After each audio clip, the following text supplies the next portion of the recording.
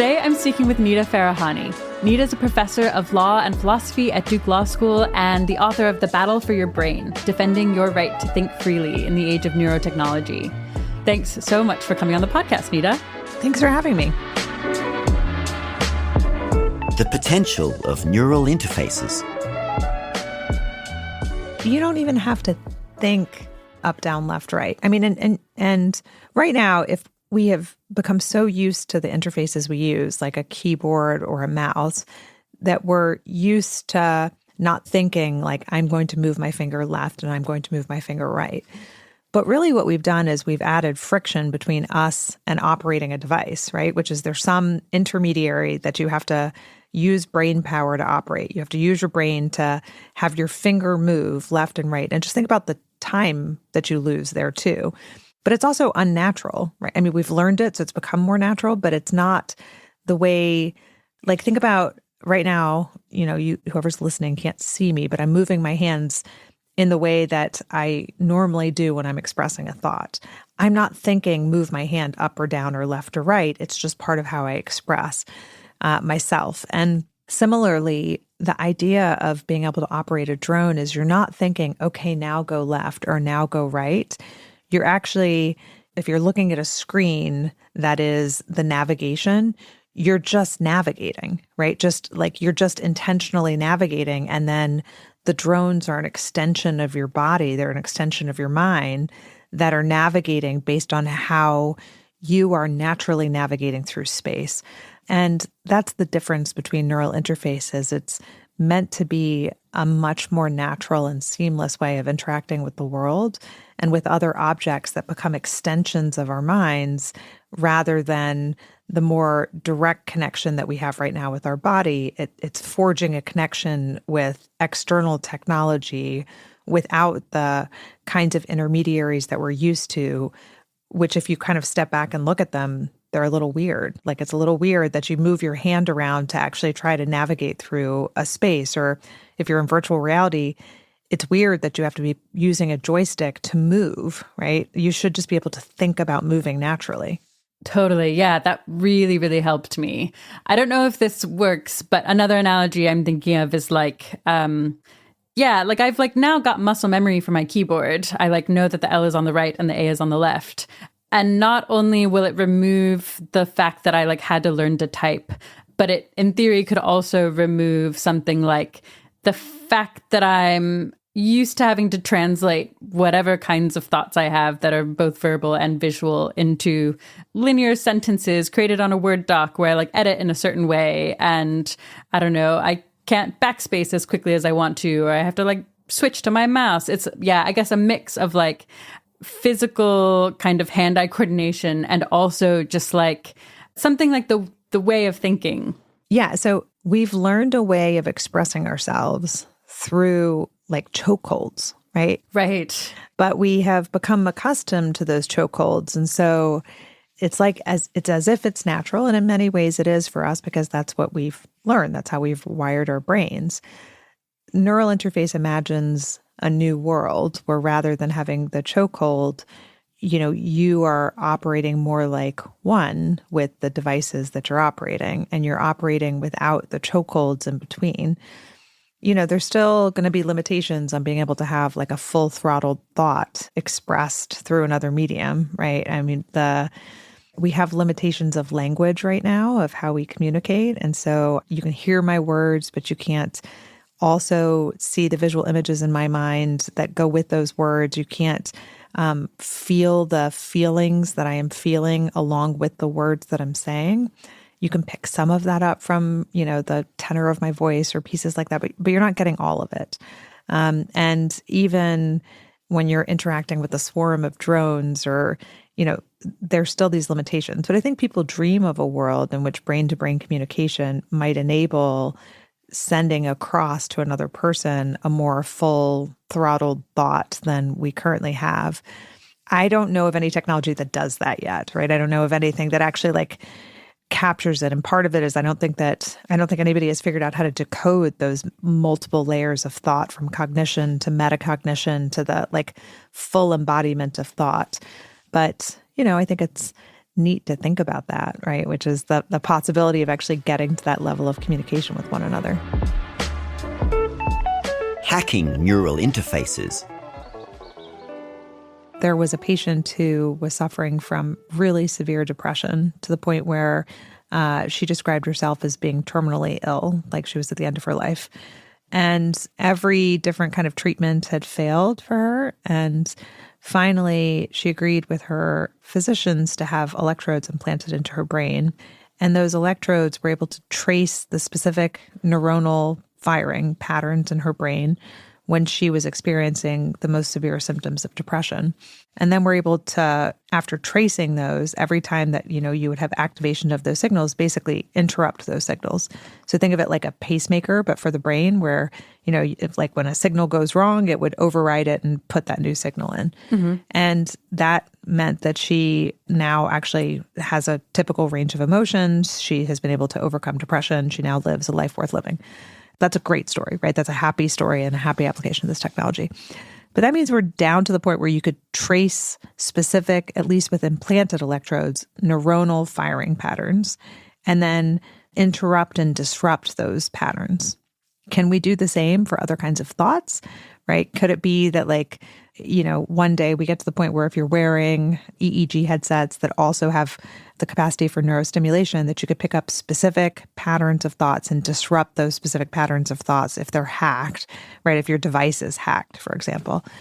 Maybe, right? I mean, we're now sort of like imagining a science fiction world where this is happening, but sure. But that's sort of how I would imagine it would first happen, is that you could have either first very general stimulation like I experienced at the Royal Society meeting, where suddenly I'm experiencing vertigo, right? And that's, somebody could hack your device. Like, I'm wearing this headset for meditation, but, it's hacked and suddenly I'm experiencing vertigo and I'm disabled.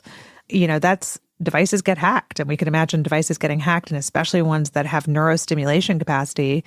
They could be hacked either in really specific patterns, or they could be hacked in ways that generally could just take a person out. Neural data and mental privacy.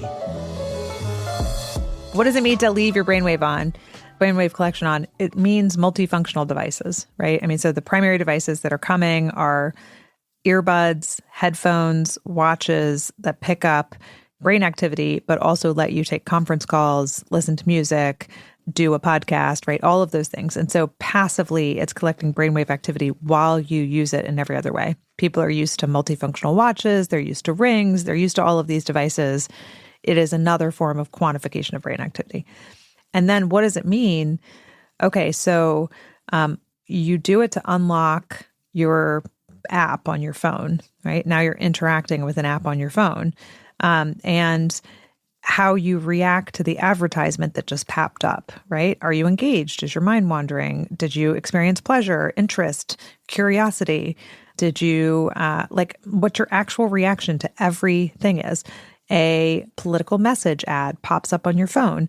Did you react in disgust? Did you react in curiosity and interest, right? I mean, these are all the kinds of things that can start to be picked up. And it's your reaction to both explicit content and also subliminally primed in many ways, or unconsciously primed content, all of which can be captured, right? Yeah, I find myself drawn to the benefits, but also I'm not the kind of person who's super privacy oriented. And I can easily see myself being like, who cares if they know my reaction to a song? I feel fine about that.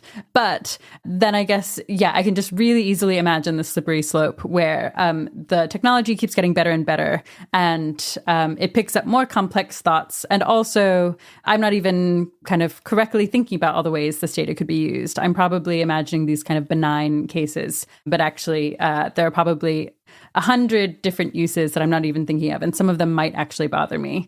Some of them might be totally fine. Sure. Right? And some people, and you're right, which is a lot of people are not that worried about their privacy in general, and so they may react to this and say oh, that's fine. Maybe I'm just going to get much better advertisement. And that's okay if people choose that. If they're okay with giving up their mental privacy, that's fine. I'm fine with people making choices that are informed choices and deciding to do whatever they will do.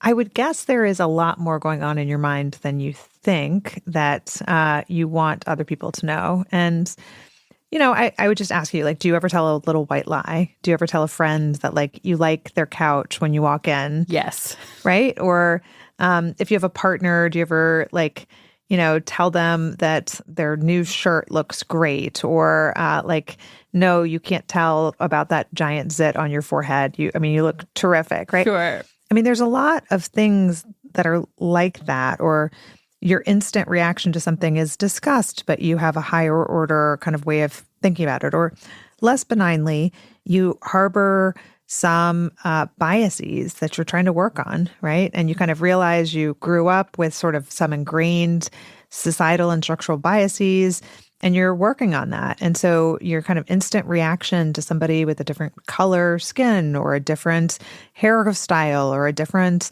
whatever, like pick your bias, is one that you're not proud of. And you work, you recognize it, you sense it in yourself because that's something you're working on. And your higher order cognitive processing kicks in and you think, no, like that is not me. That is not who I want to be.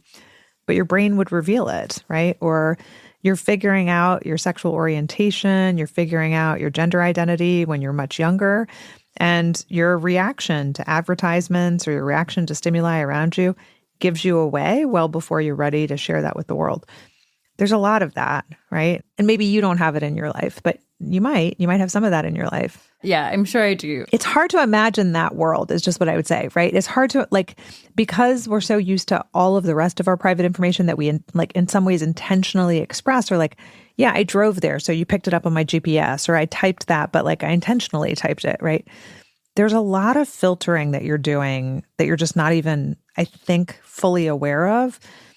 And just imagine the filter being gone, right? Filter's gone. All of it can be picked up and decoded by other people. And we haven't even gotten to manipulating your brain based on what it is that people learn about you, right? This is just the passive decoding of information. Will neurodata be used to convict criminals the way Fitbit data is? So the Fitbit cases are passive collection of data, right? And that's meaning you have your Fitbit on and it's tracking your movements and activities, and you're not consciously creating the information, and then later the police subpoena that information and use it at to kind of confirm or to try to show that you weren't doing what you said you were doing at the time. With brain data, it's a little bit different for the context in the UAE, which is it's been used as a tool of interrogation. So instead of passive creation of data, a person's hauled into the law enforcement, into the police station, and then they are required to put on a headset, like an EEG headset. So again, these headsets can be like earbuds or headphones, right? But just imagine a cap that has dry electrodes that are picking up people's brainwave activities. And then they're shown a series of images or read a series of prompts. And the law enforcement are looking for what are called evoked response potentials. So they're looking for automatic reactions in the brain. And here what they're looking for is recognition. So, you say a terrorist name that the person shouldn't know, right? There's no context in which they should know it, and they recognize it. Their brain shows recognition memory. Or you show them crime scene details and their brain shows recognition memory. And in the UAE, it's been used apparently to obtain murder convictions by doing this. Similar technology has been used for years in India, and there's been a really interesting set of legal challenges to the constitutionality of doing that in India. But, in countries around the world, this technology apparently has already been used in a number of cases to obtain criminal convictions. So I have not gotten verification of this other case yet, but MIT Tech Review reported on this, and I reached out to the woman who made the comment about it at a conference. So apparently a patient who suffers from epilepsy has implanted electrodes in their brain. And this is not uncommon with some conditions like this that can either be used to control the epileptic seizures or detect them earlier, something like that. So this person had implanted electrodes. And I say that just because the data is being captured regularly all the time, right? If you have implanted electrodes, it's passively always collecting brain data. Right. And I think the person was accused of a crime. and they sought their brain data from the company, so the defendant themselves rather than the government in this case, to try to show that they were having an epileptic seizure at the time, not that they were like violently assaulting somebody. And that would be the first case of its kind if that turns out to be true. And, really, it's just like the Fitbit data, right? Where people would say like, okay, Google, provide my Fitbit data because I want to show I was actually asleep at the time, not that I was, moving around and I couldn't have killed somebody because, I was asleep at the time. Or, my pattern and alibi fits with what the data shows. The brain data is going to be a lot more compelling than the Fitbit data in those instances. And right. Just like the person can ask for the data, so too can the government then subpoena from another, a third party, the person who actually operates the device, that data as well. How companies might use neural data in the workplace. I wrote this scenario, a couple of scenarios in the book, right? Most of it is grounded in like, here's exactly what's happening today. But I wanted to help people understand like how no matter what their frame of reference is, why it would be problematic. And so, I wanted to try to help people who really strongly believe in freedom of contract in the workplace, right? So kind of the staunchest libertarian who thinks, okay, but the market will take care of itself. Why, in a context like this, the market can't just take care of itself. And the kind of scenario that I painted in the book for that was, imagine this, you've got your employee who's wearing these earbuds to take their conference calls, do everything else, right? And there's asymmetry in information. That is, the employer can see what the person's brain is doing at any given time. But of course, the employee can't see what the employer's brain is doing at any given time. And so the employer calls the employee up and says like, hey, wanted to let you know that you did great last quarter. And so you're going to get a raise. And I'm delighted to let you know that you're going to get a 2% raise in salary. And the employee, their brain data shows that they are just thrilled. Like they're just like so happy, like, hooray, I'm getting a 2% raise. But they know better than to say, oh, hooray. And they know that would give away their negotiating position right away. So they say, oh, thanks so much. I was actually hoping for a bigger raise. I was really hoping for 10%. And while that's happening, they're afraid, right? And you register that in the brainwave activity. And, the employer says, okay, well, I'm going to think about it and I'll get back to you. Mm-hmm. And then they go and they look at the brain data and they see the person was overjoyed when they got the 2%. They're super fearful when they offer the 10%. And they have this additional asymmetry of knowledge, which really frustrates freedom of contract. And so it turns out the employer can easily handle the 10%. Like they've got the funds, their revenue really went up last quarter. They could have easily done it. But they have this information. They come back the next day and they say, so sorry, we can only afford 2%. And the person feels relieved, but still content. And the employer walks away having gained a significant advantage from what the brain data revealed. And that is to just help people understand that every conversation, right, your reaction to every piece of information can suddenly be gleaned. It's not just whether you're paying attention or your mind is wandering. It is your reaction to company level policy as it's flashed up and how you actually feel about it. It is working with other people in the company where your brain starts to synchronize with theirs, because when people are working together, you start to see brainwave synchrony between them. And maybe you guys are planning for collective action, to unionize against the company, but you see a bunch of brainwaves that are synchronizing in ways that they shouldn't, and you're able to triangulate that with all of the other information that you're surveilling them on, and you prevent them from doing so. So these are some of the dystopian things that my brain goes to. The risks of getting really deep into someone's brain. The more people who have brain-computer interface technologies, implanted neurotechnology, the more that they need to have a better sense of like, where am I and where do I end and where does the technology begin and how do I understand the interrelationship between me and the technology? I was talking to a researcher scientist recently who does a lot of work in deep brain stimulation, and she was talking with me about her hearing loss and how she has started to wear hearing aids, and that's required her to sort of reestablish her sense of self in the world because her concept of hearing is fundamentally changed. And so even just trying to understand like what circumstances can she be in, what is she going to hear, how is she going to react, it's like required an updating of self, and the sounds and input that she's getting are different than ordinary hearing that she had in the past. And we were talking about that in relationship to deep brain stimulation, where she sees patients who are suffering from, intractable depression. They then have an implanted device. And it takes about a year before they start to develop a sense of like, this is me, and that's the technology, and here's where I end, and here's where the technology begins, and here's me plus technology, like this new concept of self. And I think that idea, like we have to get to this place, whether it's with implanted neurotechnology or wearable neurotechnology or just me and my mobile device, to start to update human thinking about us in relationship to our technology and our concept of self as a relational self. Right.